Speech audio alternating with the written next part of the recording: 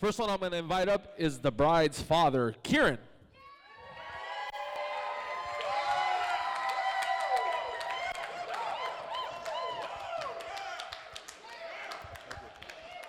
Behave yourselves.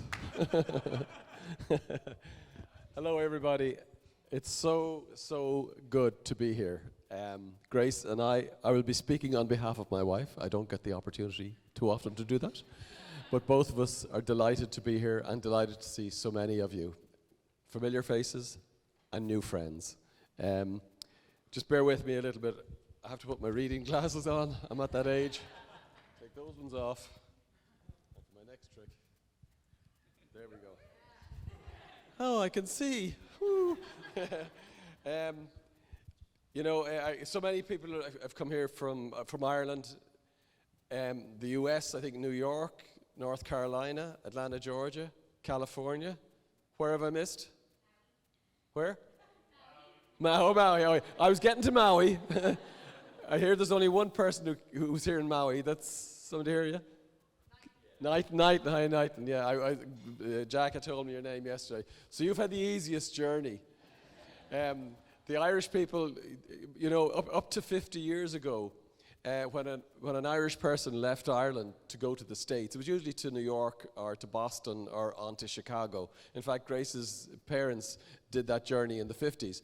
And before the 1950s, when a person was leaving Ireland, they would have what's called an Irish wake. And it was like a real wake for somebody who was dying because they never would return. There was a time in Irish history when they did not return from America. And what they would do is they would take a little handful of dirt from the soil of their farm, which is usually where they came from because the farming was very poor and people were very poor. And after the famine, they had to go west to survive. Anyway, they'd go and they'd never come back. Or sometimes they take a little bit of the thatch from the roof or some of the plaster from the outside wall. And I was thinking today, it's amazing, like we were at home in Ireland a week and a bit ago, and we popped on a plane, and in no time at all we're here. And we'll be back home next weekend, so we will, And I'm thinking that, history, behave yourselves, you two. My two sons. Anyway, what a world. It's a small world. A small and beautiful world, and we're all part of it, and it's great that we're here in this piece of paradise. What a view out there. What a beautiful island this is. And I've traveled, Grace and I have traveled. We lived in Jamaica ourselves for 2 years, many years ago, and that's a beautiful island too. It's tropical and all that. But there's something very peaceful and just gorgeous about this place. And maybe it's because we're all in such good humor because Catherine's marrying Jacka, who knows. But it's great to see you all here anyway. I was delighted during the last week, Grace and I met Mimi and Pop. We'd heard so much about them, and we'd already met Virginia and Jane and Rob and Nora and Katie Weber, of course. We met her a long time ago, but we'll get to that later. And that's been wonderful for us to kind of put all the little pieces of the big jigsaw together for today's celebration. What can I say about my daughter, Catherine? She is the light of my life, my daughter. Catherine came to life in Jamaica when we were away for 2 years. Now, I know what you think I'm going to be saying now, but I'm not giving that detail. She came to life in Jamaica, and when she was 4 or 5 months in the womb, we noticed the drama started. And the drama was that we were afraid that we were going to lose her, so we had to leave our contract for a couple of months, come home to Ireland, gave birth to her, and then we went back to finish off in Jamaica. And I remember her Nana is my mother. She's 98 years of age, and I was talking to her during the week, and I said, "Have you any memories of Catherine?" And she said, "She was a very good and happy child." And she was referring to Catherine when she was just a few months old. So it was a nice little gesture. I didn't think my mother would remember that, but anyway. And those of you who have children, I've spoken to some of Rob's people today and some others. Boys are very different to girls when it comes to raising them. Boys are very, very simple. You give them a football, you give them an American football, you give them a basketball, or you give them a soccer ball. And they'll be gone, and they'll be happy, and you'll they'll be occupied for a little while. Girls are a little bit more challenging, not the word, maybe different. And Catherine, from a very start of, when we saw her growing up, she was very organised about playing. And I'm not making a funny comment here. We noticed that about her, that she would organise her toys and then engage with playing with them. And I've spoken to other parents about this. They say, yeah, girls are a bit like that. They like things that are organised before they'll engage. Boys, give them a ball and they're straight into it. There's no processing going on at all. And we had noticed that about Catherine. As she grew up, I found her to be a hilarious child. Very quick-witted. We used to play a lot of Scrabble. And I got very worried when she started beating me at the age of 8. I let her win a few games, of course I did, you know. When she was 7, I let her win the games, but then she started beating me from 8 onwards. And her first day of secondary school, these are just little moments I remember in Catherine's growing up. And her first day in secondary school, I think it's grade 6 or 7, you were saying, Jack, when she was about 12 years of age, she went to school in her new uniform, this kind of senior school, and she came home, and I think where's Jess? Jess, you saw my eyes, I'm wearing my reading glasses, so you know I can't see. But I think you were with her, and you went up to her room and you played with Sylvanians. Or maybe the Sylvanian, the little creatures, toys. Anyway, and this was after her first day in big school, and I was kind of watching this, because a couple of the girls were up there playing this, Jessica and Catherine. And then she put them away, and put them in a box, and put it away. And it was a moment of demarcation. I am no longer a child. That was her own little way of saying it. Now, I didn't say anything to her at the time, but it touched me deeply. And Grace and I, we often think about that. Just how, I suppose, organised she was. As she grew up in Galway, I'm so glad to see so many of her friends here now. And if I start reading them out, I didn't write them down, but I met you all today. And Jess is obviously numero uno there. The one girl who couldn't make it today is Katie Hart. But I remember Katie coming to our house for Catherine's 6th birthday and 7th birthday and 8th birthday, right up until her late teens. And then I began to meet others like Steph and Sheila here, and this gang of women here, this table here, and Becky, and who am I missing out there, Catherine? Susan, of course. How could I forget Susan? Susan, forgive me. As I said, I got my wrong glasses on. I blame the glasses. That's a good idea. And over the years, her friends, she grew. Her number of friends grew, and we were always very taken with the quality and the caliber of her friends, and just how good and caring and good fun they were. And that's something, as a parent, and those of you who are parents know what I'm talking about here, you feel really relieved. Thank God they're making good choices. Because at the end of the day, you just want them to make good choices, have good friends, have a place in life, a job, a family, whatever, that brings them joy. And we could see that trend and that pattern happening with Catherine. Every Friday evening in our house, it became pizza night. And Grace and I decided not to be house-proud parents. Because when you have kids, forget about keeping your house proud. Just forget about it.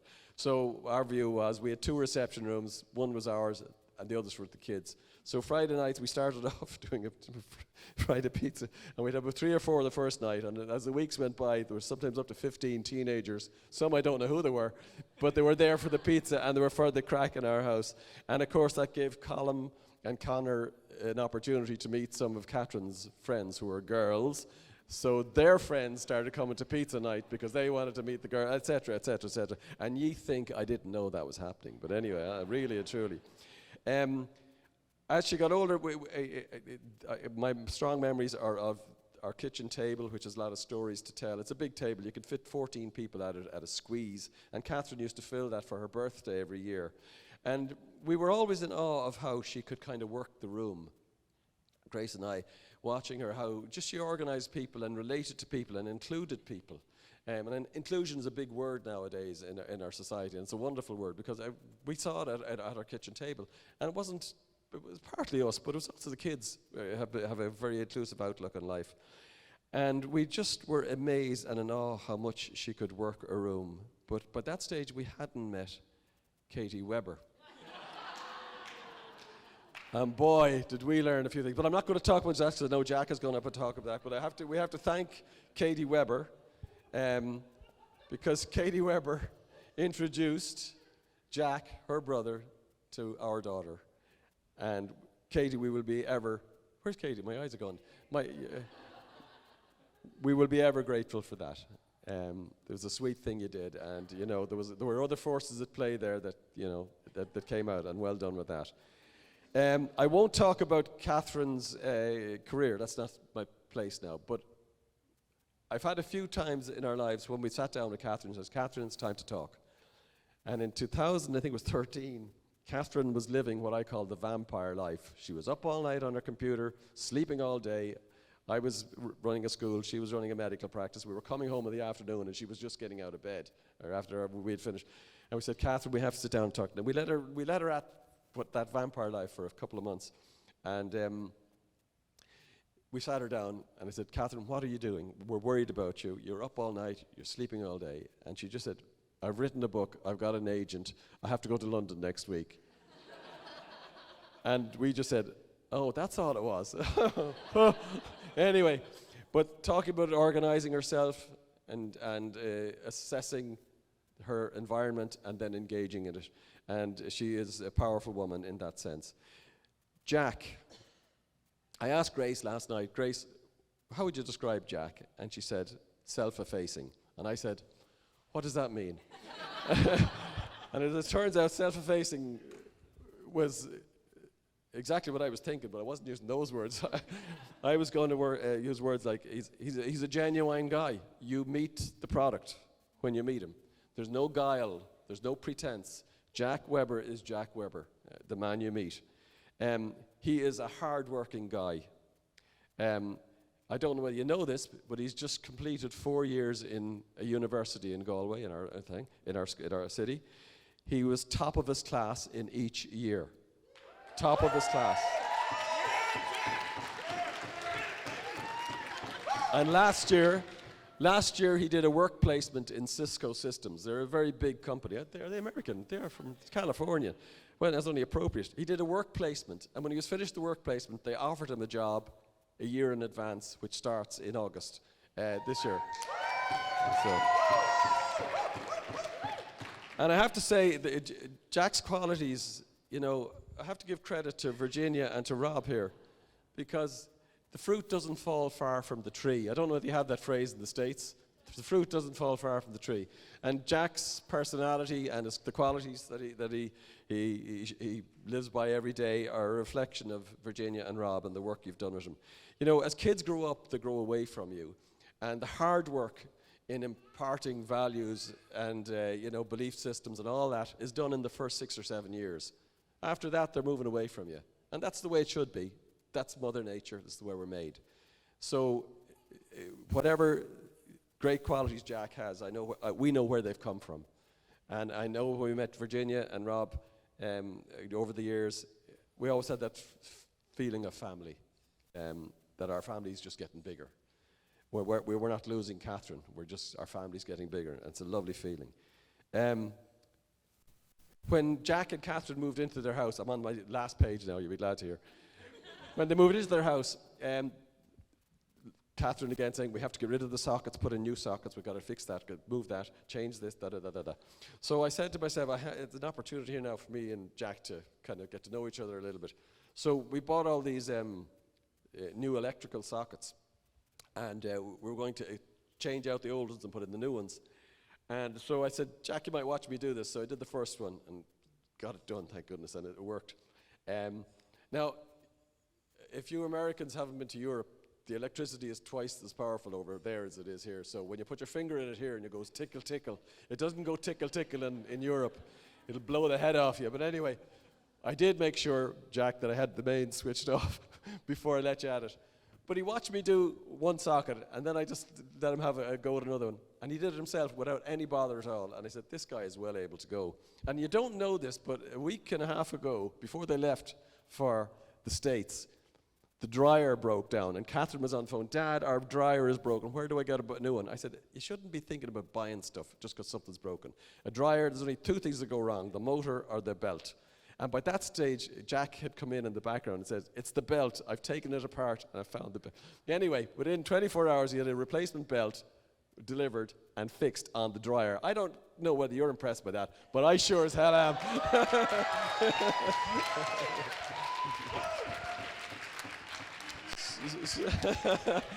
So, I mean, that says a lot. For 20 bucks, he saved the price of a new dryer, which cost about 300 bucks. But anyway, notice why I said bucks there. I'm a bit inclusive here, you know. So, words of advice to Jack and Catherine, and we are just delighted that they have met each other and that their paths have crossed, and that the great mystery of life has expressed itself in their love. And I want Rob to come in on something here in a minute, if he doesn't mind. Words of advice. There's always a bigger picture than the one you're looking at in life. This is what we have learned. And at times, it's important to step back and take a look at the picture. It's bigger than what you think it is. And that can go for difficulties or arguments or for anything. There's always a bigger picture than the one you're looking at. We're all connected. Rob and I had a little conversation about jigsaws. You know, we're all like little pieces of a jigsaw, and we're all on the jigsaw. And when you step back from a big jigsaw, you can see the bigger picture. But we're all little parts of that jigsaw. And the more you step back, the bigger the jigsaw becomes, and you begin to realize, wow.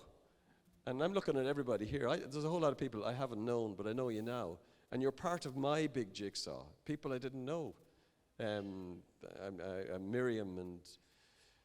You know, and Louise and Breach, and you know, you're all part of my jigsaw. And I'm standing back, and it's getting bigger, and there's more people in it. And eventually, I'm going to hit the back wall. And at the back wall is actually where I am. I'm in there, and we're all like that. And Rob, if you can stay where you are, but you might just say a little, share that little thing we were talking about. Yeah. Well, thank you. Yeah. Well. First, I'd just like to say, I mean, nothing is better than for a parent than having someone come into your children's life and help them be their best. And that's what Catherine has done, that's what the Doyle family has done, and that's what the Sane family has done. We're so lucky to have Kevin as a son-in-law, we're very lucky to have Kat as a daughter-in-law, and join these families together. And there's a little bit of history in the families. So Kieran mentioned that Grace was born in Chicago. Anybody here born in Chicago? There you go. So I was born in Chicago. I grew up in New York and lived in California. So we got talking, Grace and I got talking like, you know, you were born in Chicago. Well, I was born in Chicago. And we said, well, what hospital were you born in? And we found out the hospital. I was born in that hospital. You know, we were born in the same hospital. Now, if you look at Grace and me, she looks a lot younger, but we're actually the same age. So I said, well, your birthday, when were you born in that hospital in Chicago these many years ago? And she was born on this certain day. I was born, 8 or 9 days later or 10 days later. Her mother had a C-section, so she stayed in the hospital. We were in the same nursery in a hospital in Chicago. So this wedding has been planned for a long time. This wedding has been planned for a long time. But you just never know where these connections are, and it's been wonderful to get to know the Doyle family. We're so grateful for the Sane family and our little grandbabies that you're watching after and helping us with. And we're so grateful to be part of this wonderful puzzle that everyone's put together. Thanks, Gary. Thanks. Thank you. Just to finish off, thanks, Rob. That was beautiful. And it kind of rhymes in, or it resonates what I'm just going to say now, is that life is lived forward, but it's understood backwards. I'm going to say that again because I think it's one of the most profound things I've ever heard, and it makes so much sense. Life is lived forward, but understood backwards. And older people know this. That's why they're often called wiser. And I'm at an age now where I'm looking back on my life, and Grace and I are together looking back on our life. And we're beginning to understand the decisions and connections that we made 30, 40 years ago, how they've made sense now that we're looking back. When you're younger, you're too busy moving forward with your careers, with your family, with all of that kind of stuff. You're worried about schools and education and money and blah, blah, blah, blah, blah. When you get to our stage, it's time we've kind of put the gear stick into neutral, and you know, we're just coasting along now. But that thing Rob just said, when I heard that, I said, wow, yeah, we are all connected. And there is a mechanism, and there's a kind of a harmony within our world. And sometimes there are forces at play that we're not even aware of. Anyway, also the last thing I'll say is nothing is ever as it seems. Always let life surprise you. You guys have surprised us.